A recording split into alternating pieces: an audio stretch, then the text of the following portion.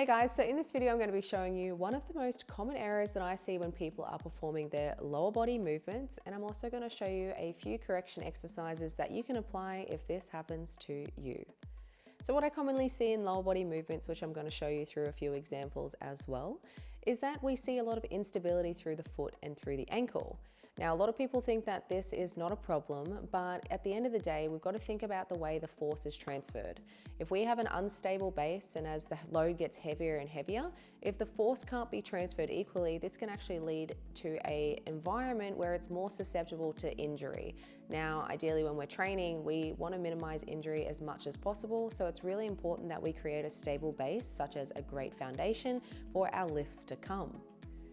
So the first common error that I see around the instability through the foot and through the ankle is the choice of footwear. So what I commonly see is people wear shoes that have lots of cushioning, they're really unstable, and you're unable to grip the ground and activate all of the muscles required, such as our quads, our glutes, and all the assisting muscles through the ankle and through the knee for us to be able to create that stable base. I'm going to show you through a couple of videos too of me wearing my super cushioned running shoes, and I'm going to show you the difference in relation to stability between that shoe and then also my shoes that are closest to barefoot, and then also barefoot as well. So what you'll see in these first videos of where I'm showing you where I'm wearing my running shoe that has a lot more cushioning compared to my barefoot shoe is that there is some slight instability throughout that ankle, which then is also creating instability through my knees and also through my hips.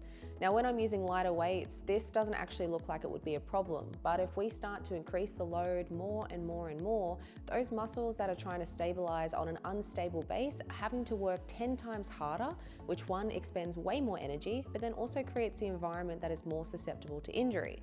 So the biggest thing of what I can say is that if you are wearing like platform shoes or super cushioned shoes when you're doing your heavy lifts, I highly encourage you to reconsider either closer to a barefoot shoe or just going in your socks or barefoot if you have that option as well. Reason being is that when we're actually able to wear these shoes, which I'll show you in this video here, in this little clip, is that we're actually able to mimic the ground as much as possible, or if we're training in our socks or our barefoot, what we're able to actually do is grip the ground. So I'm actually going to show you a video on how we grip the ground as well. So we go heel, big toe, and then grip the ground with our outer toes.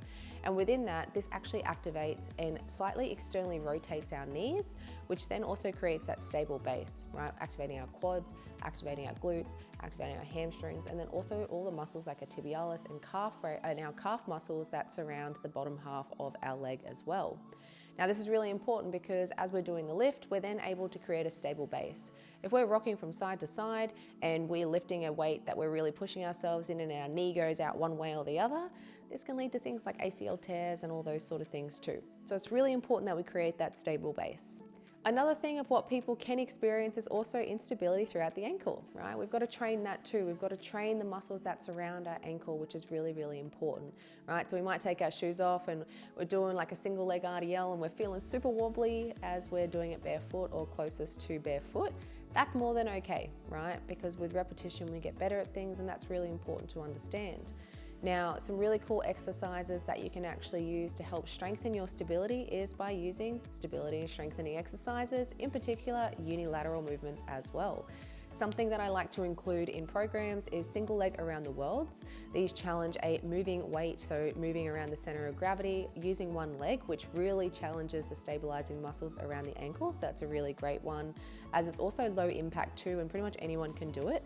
Another one is also single leg calf raises as well, and single leg tibialis raises. They're super helpful too in strengthening the anterior and posterior, so the front and the back of the muscles that connect to the ankle and also connect to the knee as well, which also help create strength and stability. And then we also have single leg RDLs as well. So they can start from the ground as like a B stance and then eventually move where we're balancing on one side and using it like a offset style or same side, whatever it works. But we're also challenging the stabilizers of the ankle, but then also the knee and then also the hip as well, which is really, really important. So these are 3 exercises that I recommend to prescribe or add into your program. You can put it as like a preliminary preliminary or like a warm-up to work on this if you want to give it some attention. But it's really important at the end of the day that we do create that stable base, so as we do progress to heavier lifts later, we're actually able to do it with ease and minimize injury. So I hope you enjoyed this video, and if you enjoyed it, please give it a thumbs up and subscribe for more tips and tricks for your training.